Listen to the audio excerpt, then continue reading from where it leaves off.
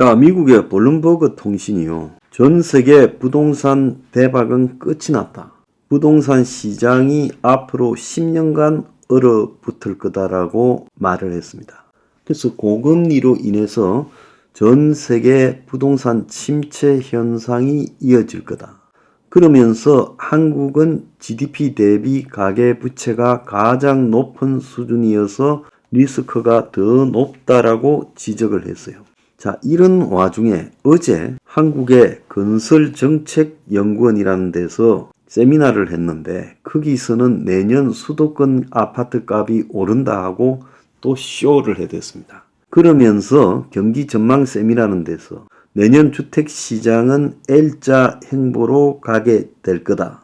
자, 그러면서 한편으로 수요 회복 정책이 필요하다면서 DSR을 폐지하거나 완화하고 분양가 상한제를 폐지하고 공급 규제를 완화해야 된다 헛소리를 해대면서 올해 수도권 아파트 가격 매매는 2022년 대비 매매가는 3%, 전세는 5% 하락한 뒤 내년은 각 1%, 2% 안팎의 상승세를 보일 거고 내년은 대출 금리가 상승할 가능성이 있어 주택 수요는 위축되겠지만 매매 가격 지수는 저점을 지나 회복 국면을 유지하겠지만 회복 추세가 약할 거니까 정부가 지원해야 된다 개소리를 합니다. 자, 이런 것들이 건설정책연구원의 핵심이라고 이런 연구 발표 세미나를 하는 것은 부동산 투기업자들, 건설회사들 앞잡이 구실을 하죠. 대한건설정책연구원이라는 데는 뭐 때문에 존재하는 데입니까? 그런데 외신이 지금 한국이 부동산 문제로 엄청 고생할 거다. 국내 GDP 대비 가계부채가 너무 높은 수준이라서 리스크가 높다. 그러면서 세계적으로 10년간 부동산이 얼어붙겠지만 특히 한국 부동산에 대해서 특별한 경고를 했는데 아시아에서 한국은 집주인의 추락과 싸우고 있다. 고금리 장기화로 한국의 집주인들의 고통이 가중되고 있다. 한국의 전세 자금 1030조를 포함하면 한국은 GDP 대비 가계부채 비중이 157%로 선진국 중에서 압도적으로 높다. 그러니까 기존의 가계부채에다가 제가 이 사부에 하겠지만은 한국의 가계부채가 1876조라고 지금 난리 났다고 오늘 아침에 언론들이 시끄러웠죠. 거기에 전세 1030조까지 합치면 이 한국의 가계부채가 2900조가 넘습니다. 그래서 한국이 심각하다. 한국의 집주인들은 높은 전세금을 임대인에게 상환해주기가 어려운 상황이다. 그래서 이자율이 상승하면서 월세 대비 전세 매력이 떨어지고 임대인이 임차인으로부터 받을 수 있는 보증금의 규모가 줄어들고 있다라고 말을 하고 있어요. 지금 최근에 일어났던 깡통 전세 등을 언급하고 있는 거죠. 한국에서는 집주인이 임대차 계약이 만료될 때 새로운 임차인으로부터 받는 보증금을 사용해 기존에 있는 사람한테 내주는데 금리 상승으로 한국의 집주인들이 보증금 상환 의무를 이행하기가 어려워지고 최근 만기가 도래하는 전세 계약은 집값과 전세 보증금이 사상 최고치를 기록할 때 체결되었기 때문에 임대인의 채무 불이행이 내년에도 계속될 거다. 이렇게 말을 했습니다. 그래서 지금 미국에서 바라볼 때 한국의 이 157% 전세 포함 이런 가계부채가 전 세계 부동산이 한 10년 동안 얼어붙을 건데 앞으로 이게 제대로 굴러가겠느냐. 자, 한국에 대한 엄청난 우려를 하고 있어요. 자, 저는 개인적으로 블룸버그에 이런 언급이 없다 하더라도 지금 한국의 이 전체 경제가 꺼져가는 속에서 경제 위기, 자, 부동산 빼고 가계부채 빼더라도 한국 경제가 그야말로 독자적으로 제조업 등을 중심으로 지금 경쟁력을 가지고 있느냐, 상실해 가고 있다. 중국하고 지나치게 의존된 이 경제 체제가 중국의 지금 몰락이 시작되면서 특히 내년에 집중적인 몰락이 예상되는데 그 속에서 한국이 입을 데미지가 본국인 중국보다도 더 클 수 있다라는 이야기도 나오고 있고 한국의 반도체가 최근에 좀 회복되고 있다지만 본질적으로 이제 반도체가 옛날 같은 상황은 없을 거다라는 이야기까지도 나오고 한국의 실제로 이 성장 동력 자체가 상당히 약해져서 경쟁력 있는 부분이 별로 없다라는 이야기까지도 나오고 있습니다. 그래서 한국이 IMF를 겪어도 그 직후 5년 동안에 한 7% 성장 등을 하면서 버텨왔고 또 2000년대에 들어서 성장 동력이 떨어져도 4, 5% 수준을 유지해왔고 2010년대 넘어서면서 3%대로 떨어지기 시작하다가 최근에 이제 1%대로 떨어지고 있어요. 어떻게 보면 마이너스 성장도 가능한 단계까지 왔어요. 그래서 한국 경제가 이 피크를 지나서 일본에서도 얼마 전에 그 이야기가 나오지 않았습니까? 한국이 중국하고 이 부동산 문제, 인구 구조 속에서 그야말로 이 완전히 쇠퇴하고 있다. 근데 여기에 이제 하나 더 보태야 될 게 있죠. 외국 사람들은 모르는 한국 정치가 한국 경제를 거의 갉아먹고 있다라는 부분에 대해서는 외국 사람들은 우리만큼 여기지 않고 그 심각성을 여기지 않고 어느 나라든 정치가 경제에 저의 요인이 되지 이런 정도로 생각할 거예요. 한국은 이 정치가 한마디로 경제 발전을 가로막고 있다는 게 내 생각이에요. 그래서 이 여야를 막론하고 파퓰리즘적인 정책들, 엑스포 유치부터 시작해서 답비 고속철, 국가의 예산 상당수가 그야말로 비효율적인데 투입되고 있어요.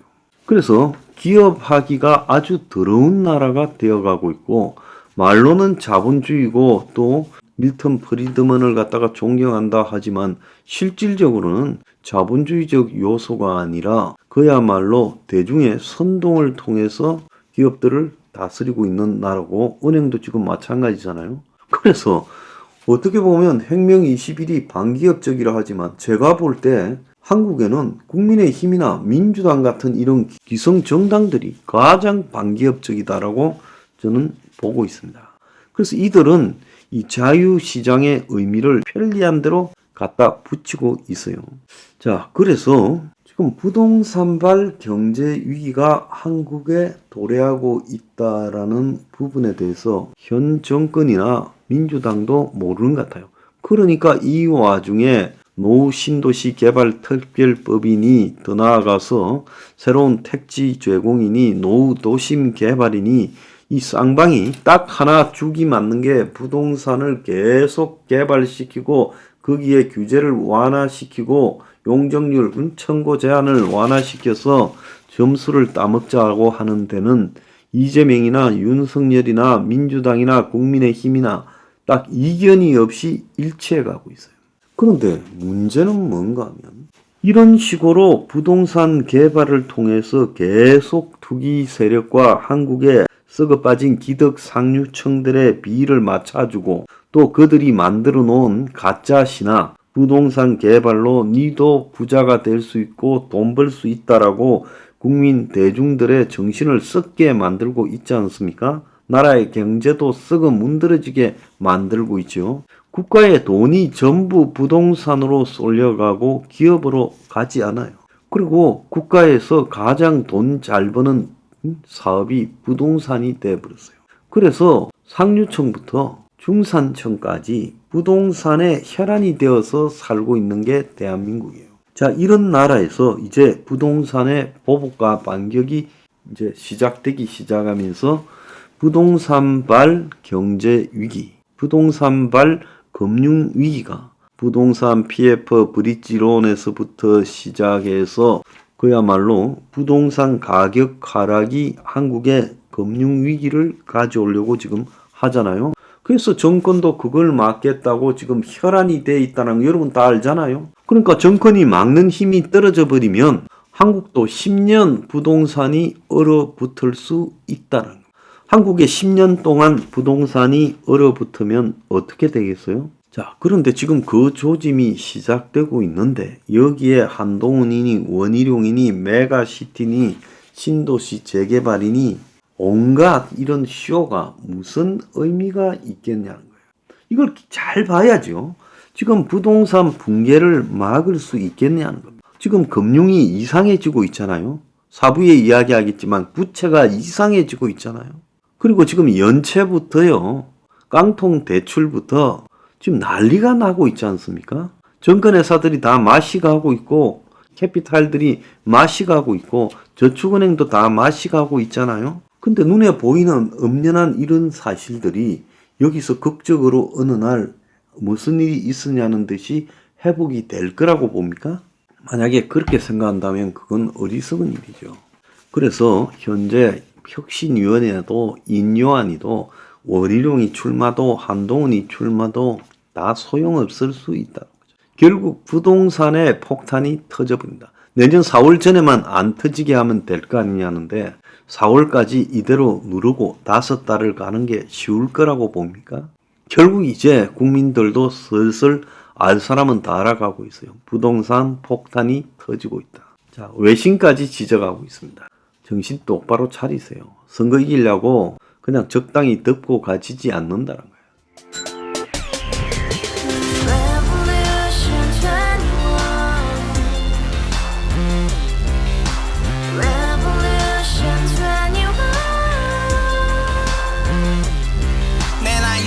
월세 30 코인빚만 300 서울에 온 지 벌써 10년 아둥바둥 버텼지만 여전히 난 반지 하에 제왕 곰팡이 연문제약 내비랑 깡통망통 완전히 폭망 고시원 창문만큼 작아진 내 꿈 연애 결혼 내 집 모든 게 헛꿈 1년 전 떠난 여친 울며 말했지 같이 써봤자 평생 가본 게 꼭꼭꼭하지 가바후스 700 나도 소유주 가바후스 700 나의 소유주 택시기사 우라부지 마트 캐셔 울어무니 우리 집안 다 털어봤자 후줄 그래 개선민 내 미래 거기서 팍 끝난 거지 팍더 이상 노력 따윈 괴물이 스펙 찾아서 말리 비오는 날 알바 잘려 맨날 학원 날 개쳐 발려 밤비 내리는 양화대교 홀로 걷고 있을 때 현수막에 아로 새겨진 평당 700짜리 아파트 다같이 소리 질러 혁명 21 가바후스 700 나도 소유주 가바후스 700 나의 소유주 You and I, we live together in the house, brand new day, and your dream had just begun. Yeah